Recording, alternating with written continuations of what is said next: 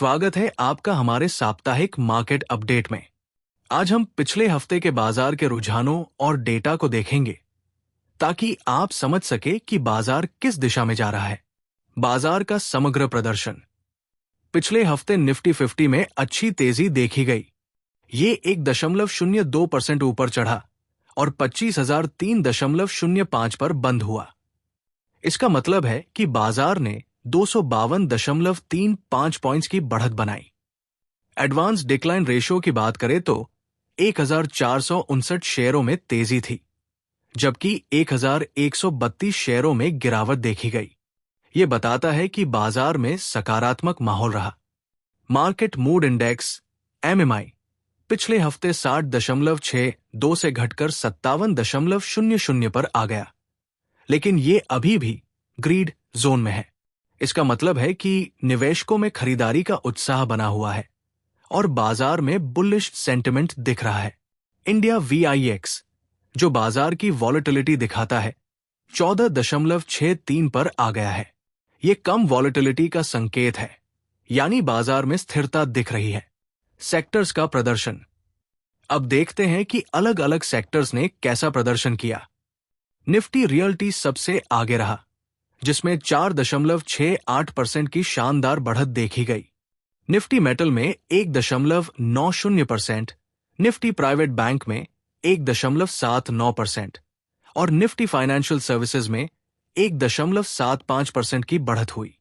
Nifty auto में 1.52% और Nifty bank में 1.47% की वृद्धि देखी गई। निफ्टी हेल्थ केयर में 0.529%, IT में 0.500%, निफ्टी FMCG में 0.313% और निफ्टी फार्मा में 0.119% की बढ़त रही। लेकिन निफ्टी मीडिया एकमात्र सेक्टर था जो पिछड़ा, जिसमें 1.149% की गिरावट आई। कुल मिलाकर ज्यादातर सेक्टर्स में तेजी रही, जो बाजार की मजबूती को दर्शाता है। संस्थागत निवेशकों की गतिविधि। फॉरेन इंस्टीट्यूशनल इन्वेस्टर्स FIIs और डोमेस्टिक इंस्टीट्यूशनल इन्वेस्टर्स DIIs की गतिविधियां बाजार को बहुत प्रभावित करती है। पिछले हफ्ते FIIs का रुख मिश्रित रहा। 2, 3 और 5 जून को उन्होंने नेट सेल किया, यानी ज्यादा बिकवाली की। लेकिन 4 और 6 जून को वे नेट परचेज में आए, यानी खरीदारी की। दूसरी ओर DIIs ने पूरे हफ्ते मजबूती दिखाई और हर दिन नेट परचेस किया। खासकर 6 जून को उनकी खरीदारी 9,342.48 करोड़ रुपए की रही। DIIs की लगातार खरीदारी ने बाजार को सपोर्ट दिया, जिससे तेजी बनी रही। RBI policy update. Reserve bank of India ने 6 जून 2025 को अपनी मौद्रिक नीति में रेपो रेट में 50 बेसिस पॉइंट्स 0.5% की कटौती की, जिससे ये 5.50% पर आ गया। ये तीसरी लगातार दर कटौती है, जिसमें फरवरी और अप्रैल 2025 में पहले 25 बेसिस पॉइंट्स की कटौती हुई थी। इस कटौती का मकसद आर्थिक विकास को बढ़ावा देना है, क्योंकि अर्थव्यवस्था में धीमापन आया है और विकास दर पिछले वित्त वर्ष में 6.3% रही। महंगाई भी RBI के 4% लक्ष्य से नीचे है, जिससे दर घटाने की गुंजाइश बनी। बाजार पर प्रभाव। इस दर कटौती से उधार लेना सस्ता होगा, जिससे निवेश और मांग बढ़ेगी। इससे बाजार में सकारात्मक माहौल बन सकता है, खासकर इक्विटी और डेट मार्केट में। विशिष्ट सेक्टर्स पर प्रभाव। इस कटौती से हाउसिंग, ऑटोमोबाइल और कंज्यूमर ड्यूरेबल्स जैसे सेक्टर्स को सबसे ज्यादा फायदा होगा, क्योंकि सस्ते लोन से इन सेक्टर्स में डिमांड बढ़ सकती है। बैंक और फाइनेंशियल सर्विसेज को भी लाभ होगा, क्योंकि कम ब्याज दरों से लोन लेने की मांग बढ़ेगी। India government bonds 10 year yield ये हाल ही में घटकर 6.222% पर आ गई है, जो कम ब्याज दरों या अर्थव्यवस्था में सुस्ती की उम्मीद दिखाता है। ब्रेंट क्रूड ऑयल कीमतें गिरकर 63.685 पर है, जो तेल से जुड़े सेक्टर्स को प्रभावित कर सकता है।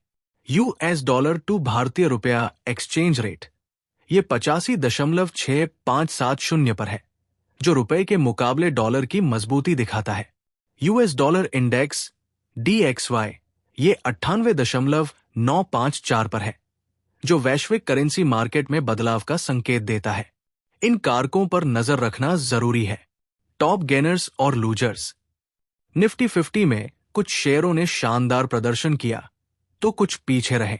टॉप गेनर्स: एटर्नल 9.88% ऊपर, 261.86 रुपए पर बंद। श्रीराम फाइनेंस 7.65% ऊपर, 688.25 रुपए पर। टॉप लूजर्स: HDFC लाइफ 2.80% नीचे, 755.10 रुपए पर। TCS 2.29% नीचे, 384.20 रुपए पर। निष्कर्ष और आगे की संभावना। पिछले हफ्ते का बाजार सतर्कता के साथ बुलिश सेंटिमेंट दिखाता है। निफ्टी 50 का प्रदर्शन, सेक्टर्स की तेजी और DIIs की मजबूत खरीदारी इसे दर्शाती है। लेकिन FIIs की मिश्रित गतिविधि और बाहरी कारक जैसे RBI की दर कटौती और तेल की कीमतें सावधानी बरतने को कहते हैं। आने वाले हफ्ते में सेक्टोरल परफॉर्मेंस, संस्थागत गतिविधियों और वैश्विक संकेतकों पर नजर रखें। अगर आप निवेश की सोच रहे हैं तो इन डेटा पॉइंट्स को ध्यान में रखकर फैसला लें। धन्यवाद दोस्तों।